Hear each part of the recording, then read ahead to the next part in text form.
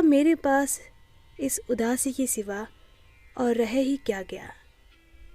नहीं, ऐसे अशुभ वचन राजा दशरथ के होते हुए न ही बोलो।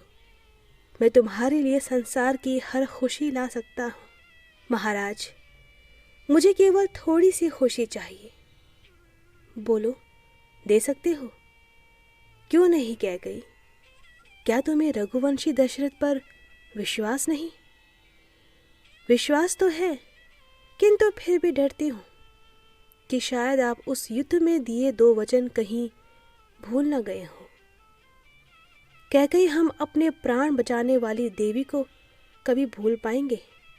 तुमने तो औरत होते हुए पुरुषों से बड़ा काम किया था। अब बोलो, तुम्हें क्या चाहिए? महाराज, मेरा पहला वचन तो ये है कि राम के स्थान पर अयोध्या का राज्य भरत को दिया जाए। दूसरा वचन ये है कि राम को 14 वर्ष का वनवास दिया जाए। कैकेयी, ये तुम क्या कह रही हो? राम को वनवास? नहीं। यह कहते दशरथ धरती पर गिर पड़े। क्यों महाराज, बस मुकर गए ना? बड़े रघुवंशी बने फिरते थे आप। नहीं कैकेयी, मैं तुम्हारे वचन तो अभी पूरा कर देता हूँ। अभी भरत को ननिहाल से बुलाकर उसे राज तिलक कर देता हूँ, किंतु तुम राम को वनवास भेजने की बात वापस ले लो। राम के बिना तो अयोध्या सूनी है। ये महल सुने हो जाएंगे। कौशल्या क्या कहेगी? और मैं तो एक पल भी राम के बिना नहीं रह सकता। महाराज, आपको मेरे ये वचन तो पूरे करने होंगे। मैं केवल अपना अधिकार ही तो मांग रही हूँ। बस इससे अधिक मुझे किसी चीज की भी आवश्यकता नहीं।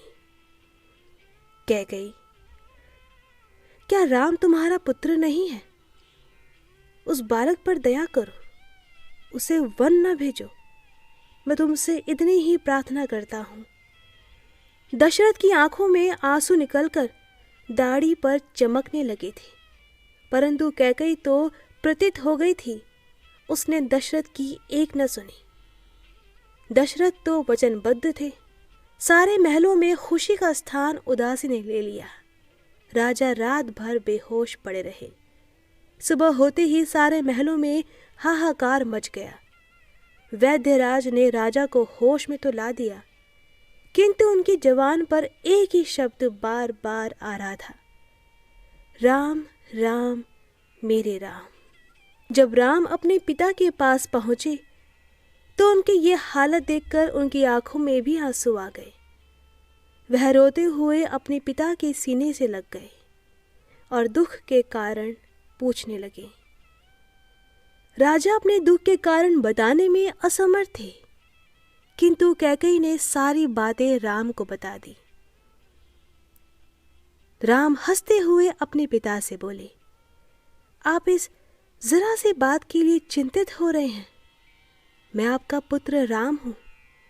आप यदि मुझे आज्ञा दें कि मुझे मरना है तो मैं अपने हाथों से अपना सिर काटकर आपके सामने भेंट कर दूंगा। यहाँ तो केवल 14 वर्ष का वनवास ही है, यूं ही हंसते हंसते गुजर जाएगा। फिर इस राजमहलों में घुटन है, जंगल में आजादी होती है। बस आप आशीर्वाद दीजिए पिताजी। राम ने अपना निर्णय सुना दिया। अपने पिता के दिए वचनों की लाज रखने के लिए सब कुछ त्याग देने का फैसला कर लिया। तो उनकी पत्नी सीता और भाई लक्ष्मण ने भी उनके साथ वनों में जाने का अपना निर्णय कह सुनाया। माँ कौशल्या और सुमित्रा ने जैसे अपने बेटों के वन जाने की बात सुनी तो अपनी छाती पीट कर रह गई।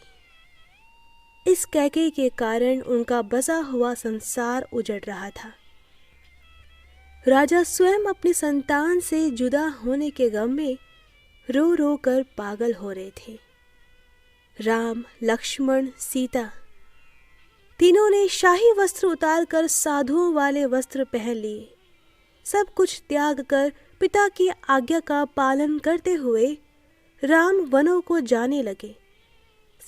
सारा देश उनके जाने की खबरें सुनते ही रो पड़ा था।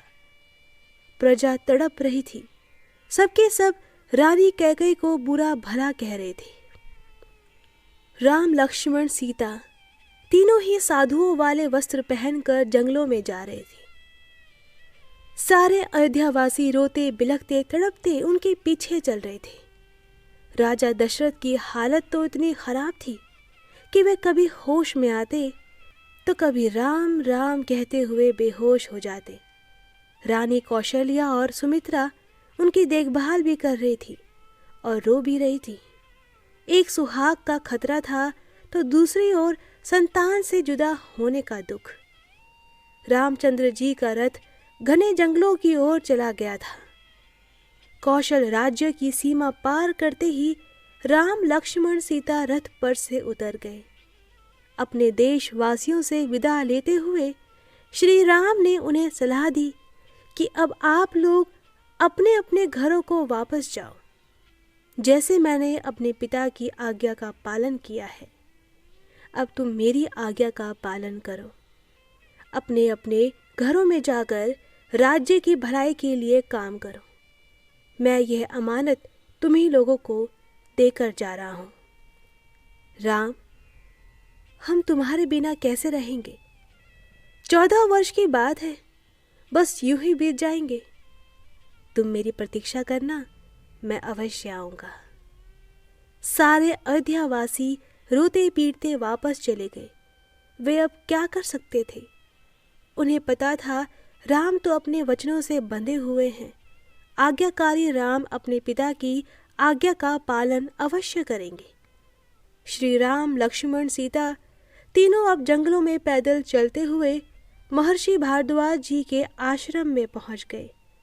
वहां पर रात को विश्राम कर चित्रकूट पहाड़ की ओर चले गए।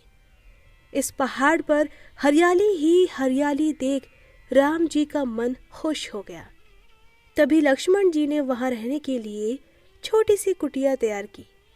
वे जानते थे भैया को यह स्थान बहुत पसंद आया है। भैया, आपको यह स्थान बहुत पसंद है ना?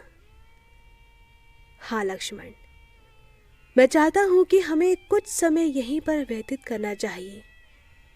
इन पहाड़ों पर तो प्रकृति का सारा रूप बिखरा पड़ा है। कितना आनंद आता है। आहा, क्या फल है, कितने फूल हैं। मुझे तो लग रहा है जैसे हम जंगल आकर बहुत बड़ी कैद से मुक्त हो गए हो। बस एक ही चिंता खा रही है, पिताजी का क्या हाल होगा।